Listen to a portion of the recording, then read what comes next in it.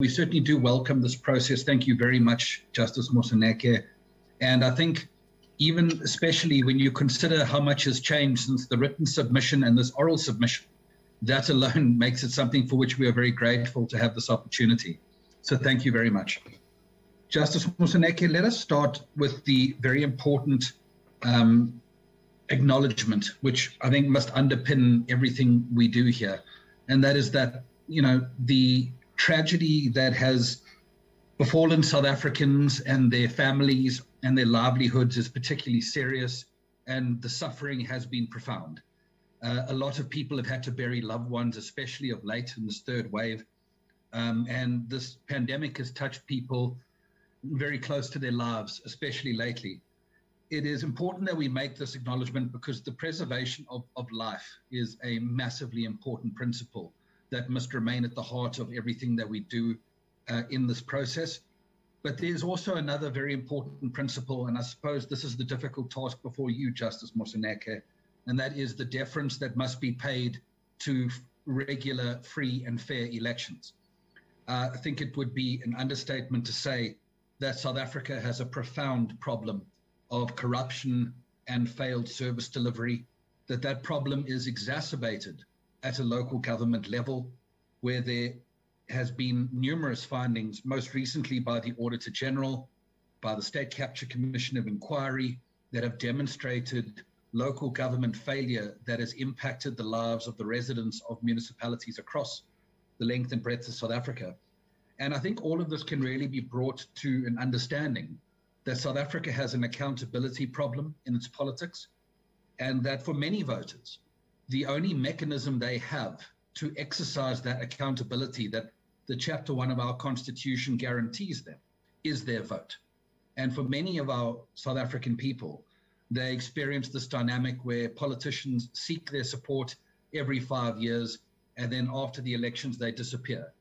And really, for so many people, the elections is the time when politicians have to come and reapply for their jobs.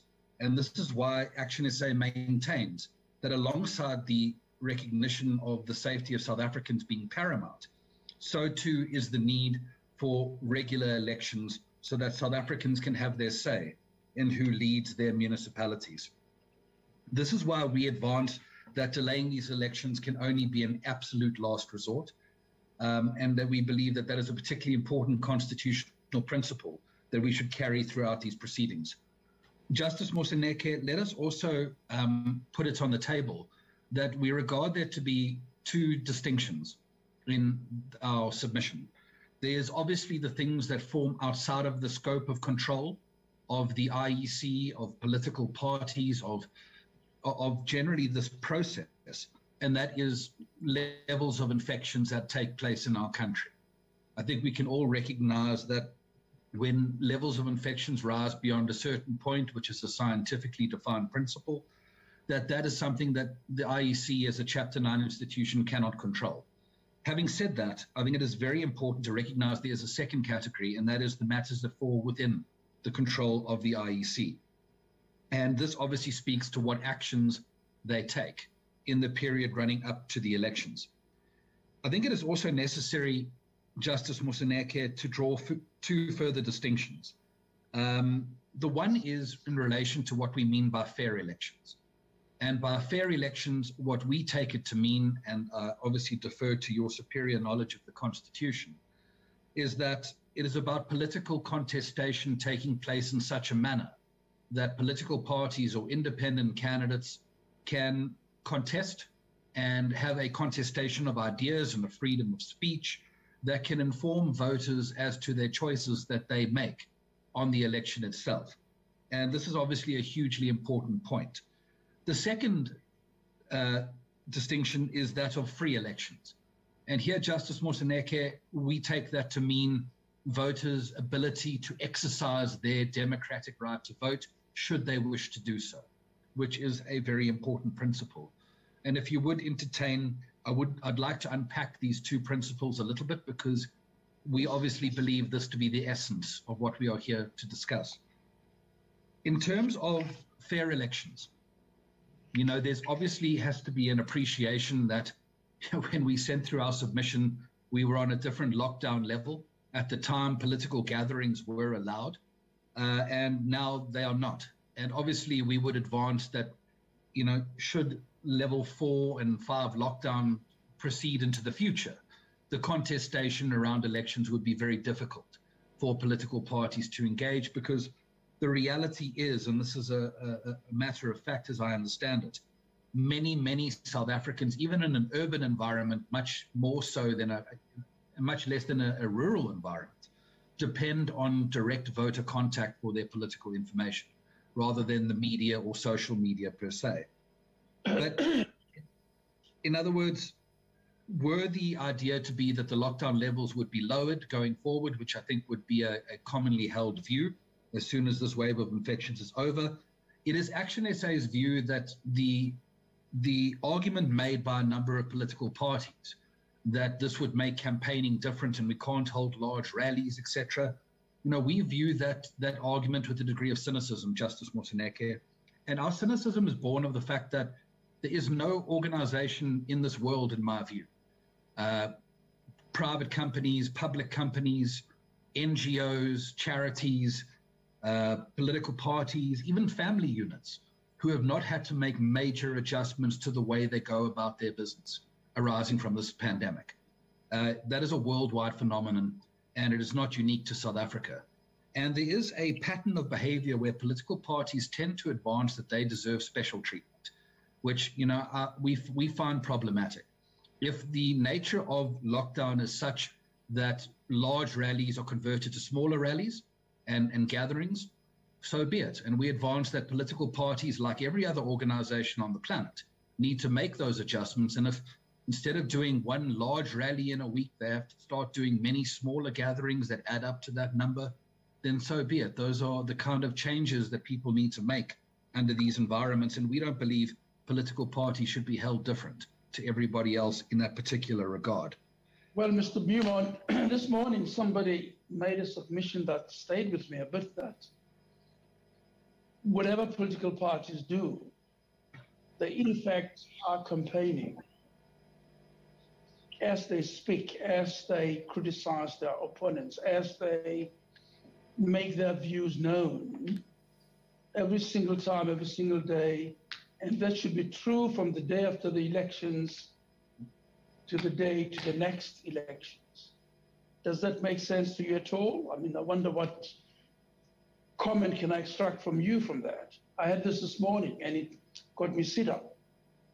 Yeah, look, Justice Moseneke, I would wholeheartedly agree. I think political parties are always in a state of campaign, whether there's a formal election or not.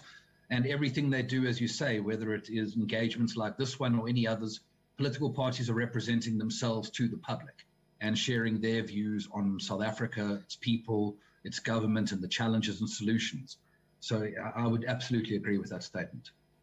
The sting, of course, of that submission is the following, is that, excuse me, you can't claim special treatment just a few months running up to elections.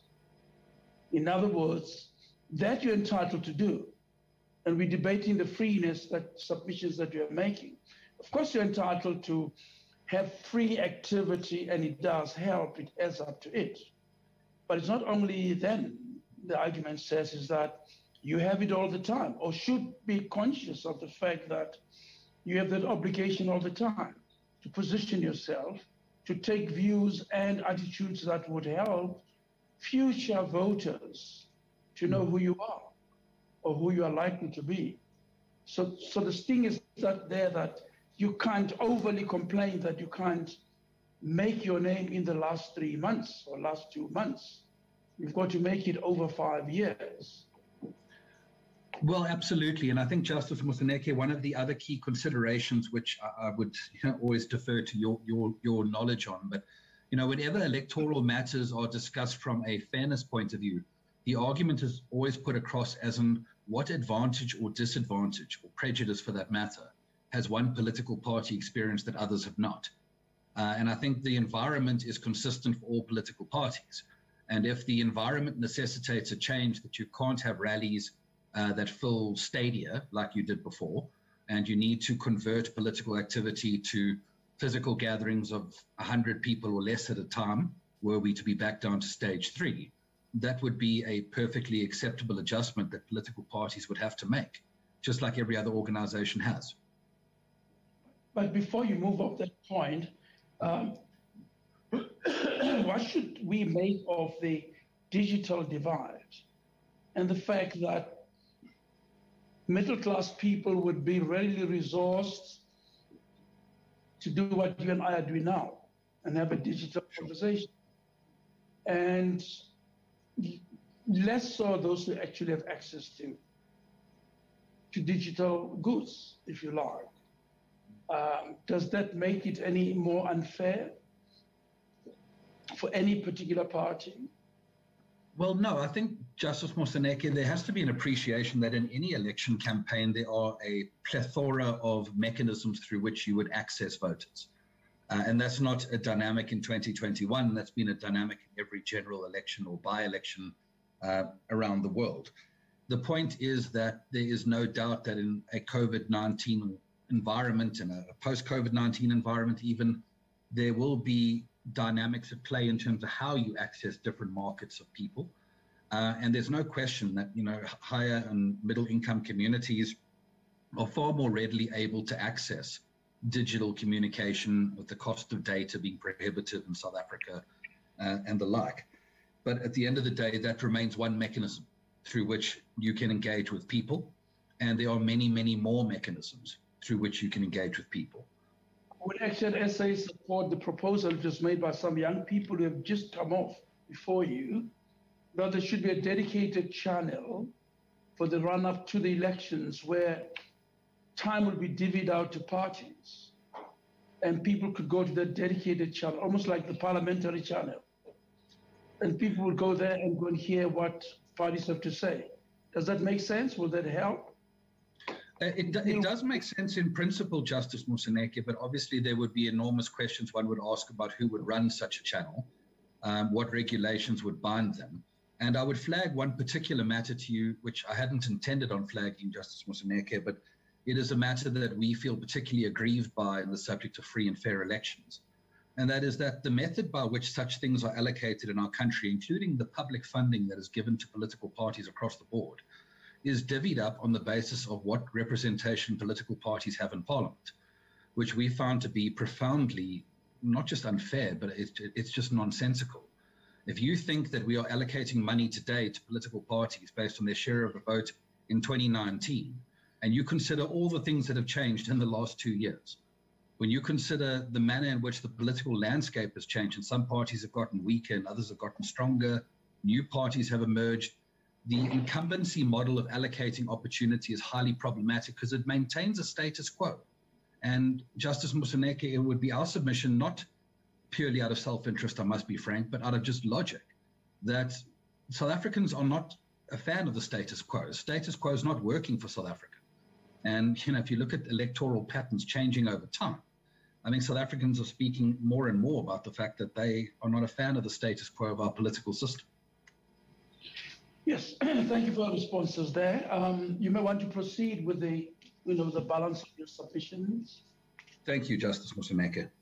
If I can turn my attention then to the subject of free elections, and I defined free elections earlier, rightly or wrongly, but from our perspective, certainly, about the extent to which the people of South Africa feel that they can exercise their democratic right to vote, and they can do so in a manner where their only consideration is whether they want to vote or not whether or not they can exercise their vote without being infected by this pandemic, by this virus.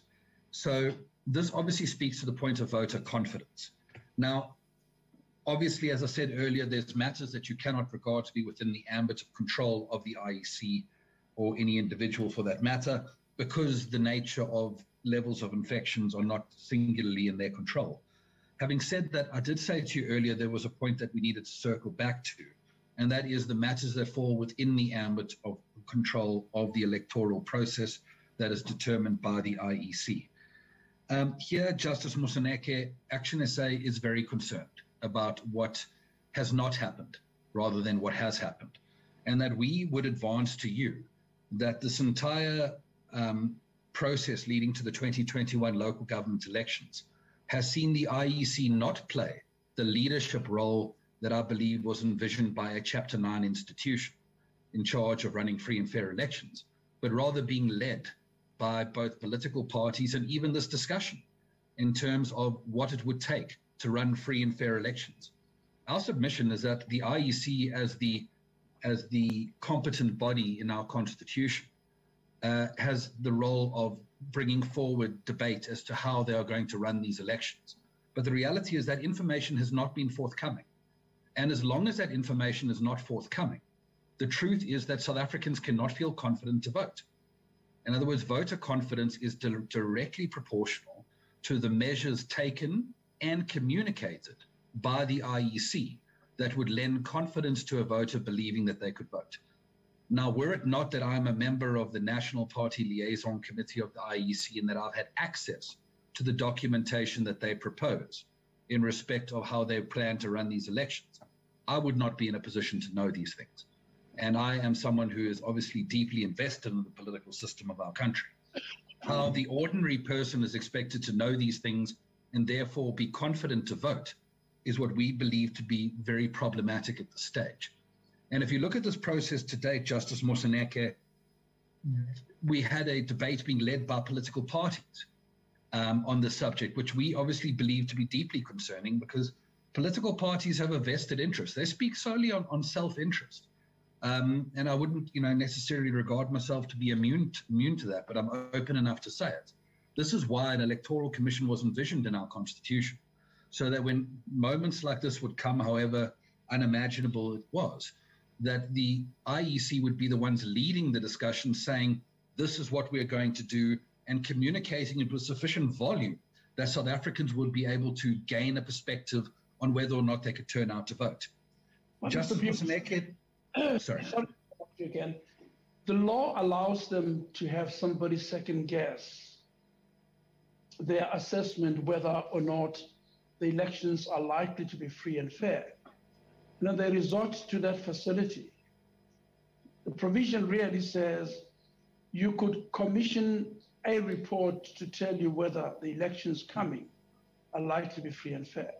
So that would include, of course, the party liaison committee having such different views. Now you go to our website, you'll see the contestation is real. Mm. And they thought it prudent that they should have the conversation go on within the country. Isn't that fair?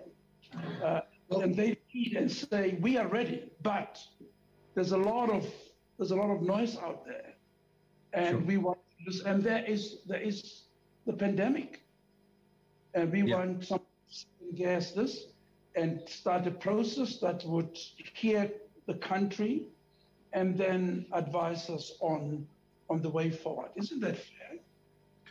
Justice Moseneke, I take a different view, and I hope you will indulge me just for a moment in the way I describe it, is that a process to determine how free or fair an election can be is in part a measurement of the success of the actions taken by the IEC to date.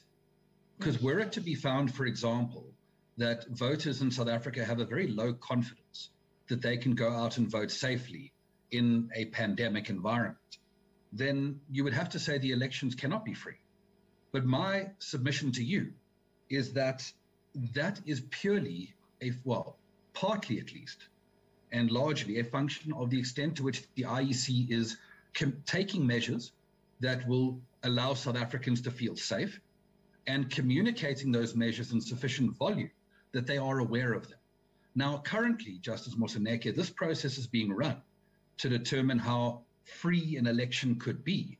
And in my view, there has not been this process of, deciding what measures would constitute a best practice in South Africa and a communication of those measures in sufficient volume that when the freeness of this election is being measured in this particular Section 14.4 process, that it could take that into consideration.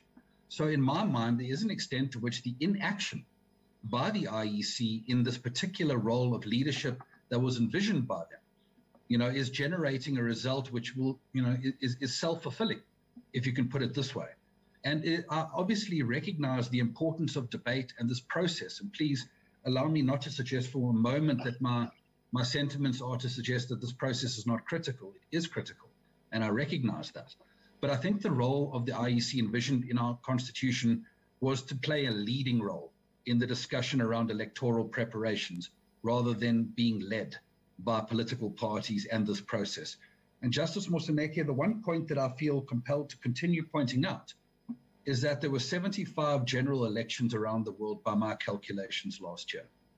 And in there, no doubt, there were very bad examples as to how to run elections, and there were very good examples. I'm not an electoral expert, and while I may have certain ideas, I think the point was it is the IEC's responsibility to analyze those and produce a best case kind of scenario for what would constitute the gold standard of running free, fair, and safe elections in a South African context, and to bring that to the table. The reality is we found ourselves at the table having discussions about this in the absence of such a process, and that is where we are particularly concerned. May I proceed, Justice Moseneke? You've made submissions, I hear them, and you're entitled to make them, and, sure. Thank you. Justice Moseneke, if I may suggest to you, and I think, you know, in this particular regard, this is a point we have requested in our submission, and I make it to you today because I think it's a very important, potentially a unique standpoint, is that we are very concerned that there is an extent to which the outcome of any assessment as to how free and fair an election can be will, at least in part, be a function of what steps the IEC have or have not taken. Our concern is that as it stands right now, voter confidence in terms of people's ability to vote is very low. But having said that, you know, we should be dealing with an environment where these things are being measured. We should be able to look at market research, which is readily available in South Africa. There are many very credible companies that could talk to these things, that could poll voters to determine what measures would make them feel more comfortable to vote, and to actually, you know, workshop and focus group these measures in such a manner that we can ensure that the steps being taken do lend themselves to voter confidence. So one thing ActionSA does want to put on the table is that although we are deeply concerned that at the end of June, these measures have not been communicated to date, we do believe that there is still sufficient time. With just under 4 months to go to the election date that has been announced of the 27th of October, we do believe there is still adequate time for the IEC to identify a best practice model and to communicate that to the people of South Africa with sufficient volume that they may feel confident to exercise their democratic vote and not feel that they're having to choose between doing so and remaining healthy, which we believe to be a critical point. So we have asked in our submission, Justice Moseneke, that the terms of reference that this process is working off in terms of item 6.6 in that document allows this particular process to add to its own terms of reference. And it is ActionSA's submission that this process, there's our respectful view, that this process should consider adding to its own terms of reference in terms of insights as to whether or not the IEC has fulfilled its obligations in this regard to date as a Chapter 9 institution, and measures that need to be taken going forward to ensure that they do. Mr. Beaumont, you've got 5 minutes in which hopefully you would wrap up. The submission suggests that this process is a precursor to postponement. How does one justify that? Yeah, please allow me to clarify that, because if that was what came across in our submission, it certainly wasn't our intention. In other words, we don't for one moment suggest, Justice Moseneke, that this process or your leadership thereof is of a predetermined nature. Our suggestion is that if the IEC has not done the things that it should have done to date to generate voter confidence, the outcome as to whether voters can be confident to vote has been determined by their inaction. And I hope that clarifies our point.